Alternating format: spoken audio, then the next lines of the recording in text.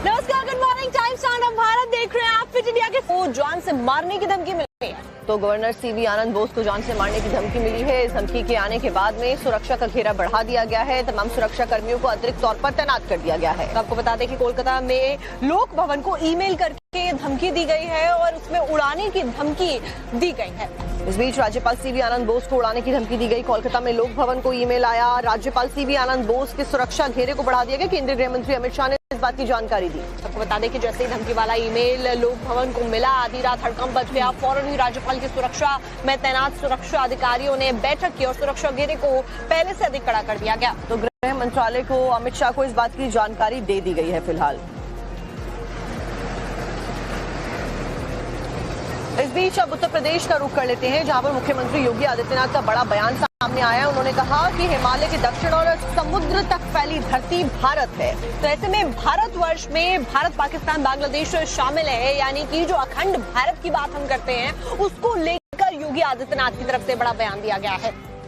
तो सीएम योगी ने लखनऊ में एक पुस्तक विमोचन का जो कार्यक्रम था, उस दौरान संबोधित करते हुए ये बयान दिया। तो ग्रेटर भारत ही भारतीयों का देश है, उनकी तरफ से ये बात कही गई।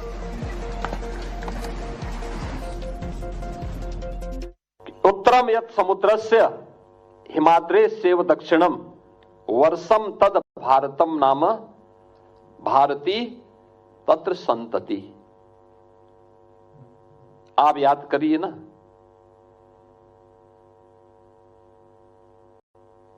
यह जो श्लोक है, यह ब्रिटिशर ने भी नहीं दिया है और इस्लाम ने भी नहीं दिया है।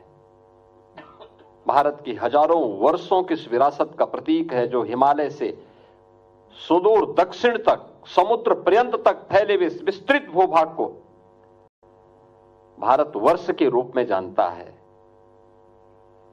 यह भारतवर्ष, जिसमें वर्तमान का भारत भी है,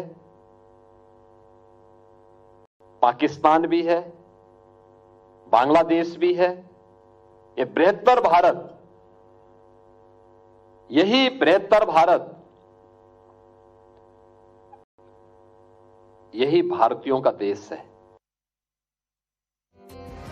फिर इंडिया के सुपरहिट बुलेटिन में खबरों का सिलसिला लगातार जो अफेयर चल रहा था, तो ऐसे में सच्चाई क्या है, पिक्चर रिपोर्ट में देखिए।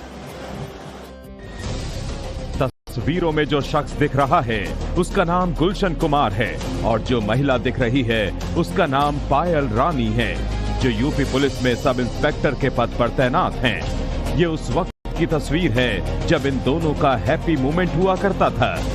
तस्वीर देखिए, जब गुलशन की पत्नी दारोगा बनी तो गुलशन की खुशी का ठिकाना नहीं रहा।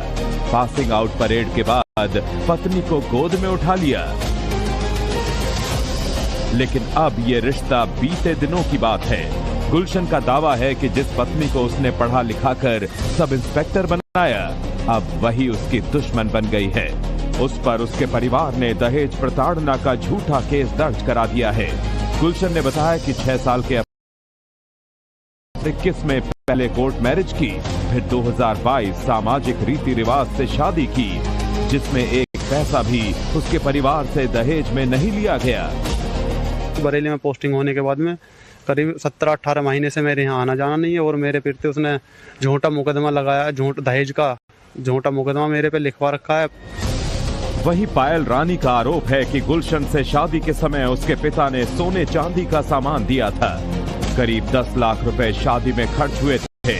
इसके बावजूद गुलशन और उसका परिवार 10 लाख कैश और कार की मांग करने लगा। पायल के मुताबिक शादी से पहले ही उसका सिलेक्शन हो गया था और जब ट्रेनिंग के लिए जाने लगी तब 10 लाख लोन लेने का दबाव दिया जाने लगा। वो भी उसने लोन लेकर ससुराल वालों को दे दिया, लेकिन इनकी डिमांड खत्म नहीं हुई और सैलरी का पैसा भी मांगने लगे, जिसको उसने देने से इनकार कर दिया, जिस पर उसके पति ने घर पर आकर मारपीट की। ससुराल वालों ने चेहरे पर तेजाब डालकर जलाने और जान से मारने की धमकी दी, जिससे परेशान होकर उसने दहेज का केस दर्ज कराया। गुलशन के मुताबिक 2023 में जब पायल का सिलेक्शन यूपी पुलिस में सब इंस्पेक्टर के पद पर हुआ और उसकी तैनाती बरेली में हुई, तब से उसका रवैया धीरे धीरे बदलने लगा। पायल ने घर से दूरी बना ली और जब वो मिलने भी जाता था तो उससे पायल मिलने से मना कर देती थी। फिर उसके घर वालों के खिलाफ दहेज का केस दर्ज करवाया, जिससे उसकी और परिवार की जिंदगी बदल गई है।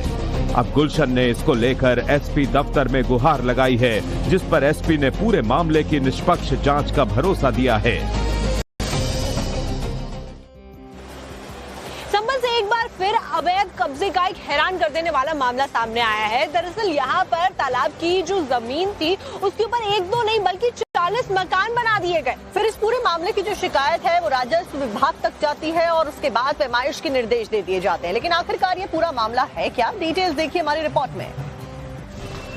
यहाँ गली गली पैमाइश चल रही है। राजस्व विभाग के कर्मचारी नक्शा और फीता लेकर घूम रहे हैं। मोहल्ले के लोग एक दूसरे का मुंह देख रहे हैं। कभी नक्शा देखा जा रहा है तो कभी नक्शे के हिसाब से सड़क और घरों की पैमाइश हो रही है। मामला उत्तर प्रदेश के संभल का है। संभल में मस्जिद, मदरसे और मकानों पर एक्शन के बाद अब मुस्लिम बाहुल्य आबादी में तालाब पर बने 40 से ज्यादा मकान संभल प्रशासन के रडार पर हैं। प्रशासन की टीम ने तालाब पर बने मकानों की पैमाइश की है। रेवेन्यू रिकॉर्ड में आज भी ये जगह तालाब के नाम पर दर्ज है और ये पूरे 5 बीघे का तालाब है, लेकिन मौके पर तालाब का कोई नामो निशान नहीं है और नजर आ रहे हैं मकान ही मकान। शिकायत मिलने के बाद प्रशासन की टीम ने गलियों और घरों के अंदर जाकर पैमाइश की और अब इसी पैमाइश के आधार पर रिपोर्ट तैयार की जाएगी। एक शिकायत मिली थी ग्राम वाजिदपुर सराय है कि गाड़ा संख्या 332 जो वर्तमान अभिलेख तालाब है, तो वही देखने आए। मौके पर गए नायब तहसीलदार साफ साफ कह रहे हैं कि ये जगह सरकारी कागजात में एक तालाब है, लेकिन यहाँ तो एक मोहल्ला बसा है। उसकी गाटा संख्या 332 जो राजस्व अभिलेखों में तालाब के नाम दर्ज है और उसका रकबा 5 बीघा है, जिस पर अभी नायब साहब के द्वारा एक शिकायत के क्रम में उसकी जांच की गई तो उन्होंने बताया कि इस पर 40 से 45 मकान बने हुए हैं। अब इस जगह की विस्तृत पैमाइश के लिए टीम बनाई जाएगी और टीम की रिपोर्ट के बाद धारा 67 के तहत कार्रवाई की जाएगी। और अब आगे बढ़ते हुए आपको एक वायरल वीडियो दिखाने वाले हैं जहां पर 18 टायर वाला एक बड़ा भारी भरकम ट्रक अचानक से पलट जाता है। ना तो ट्रक को किसी ने टक्कर मारी होती है, ना ही ट्रक ने किसी को टक्कर मारी होती है, बावजूद इसके ये ट्रक पलट जाता है और ना ही वो किसी डिवाइडर पर चढ़ता है, ना ही इसका कोई टायर फटता है। फिर ऐसा क्या होता है, अब देखिए इस रिपोर्ट में।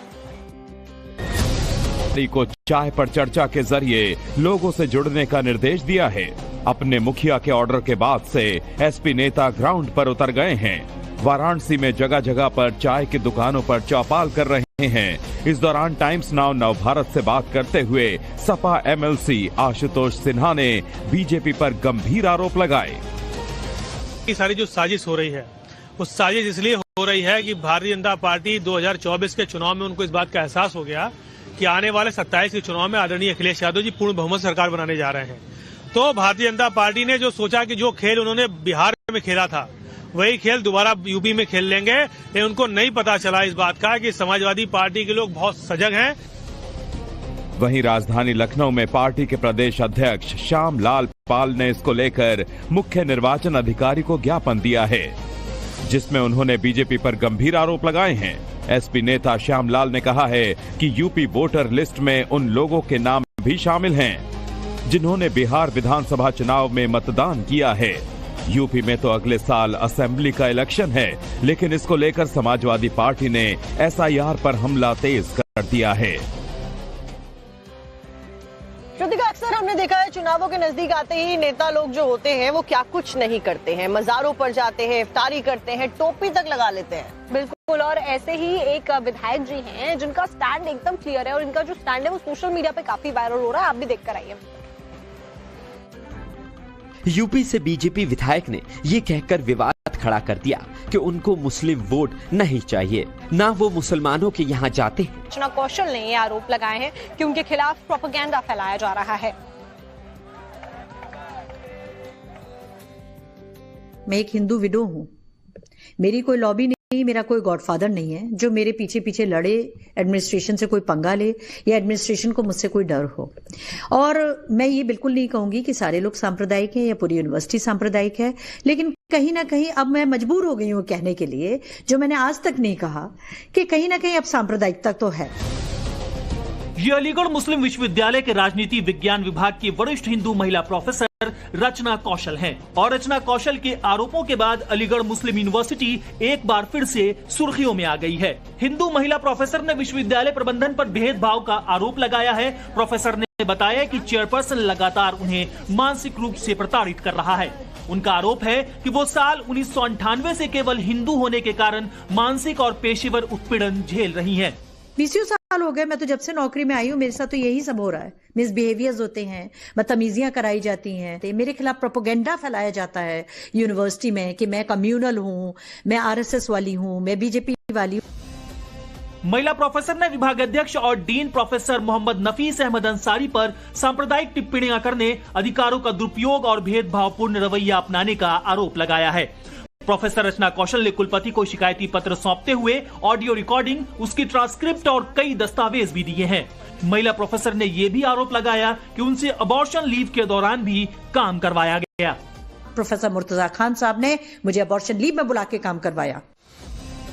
अलीगढ़ मुस्लिम विश्वविद्यालय की ओर से जारी किए गए बयान में कहा गया कि विश्वविद्यालय इस प्रकार के किसी भी कृत्य को किसी भी स्थिति में स्वीकार या प्रोत्साहित नहीं करता है। अगर इस प्रकार की कोई घटना हुई है तो उसकी निष्पक्ष और गहन जांच विश्वविद्यालय के नियमों के मुताबिक की जाएगी।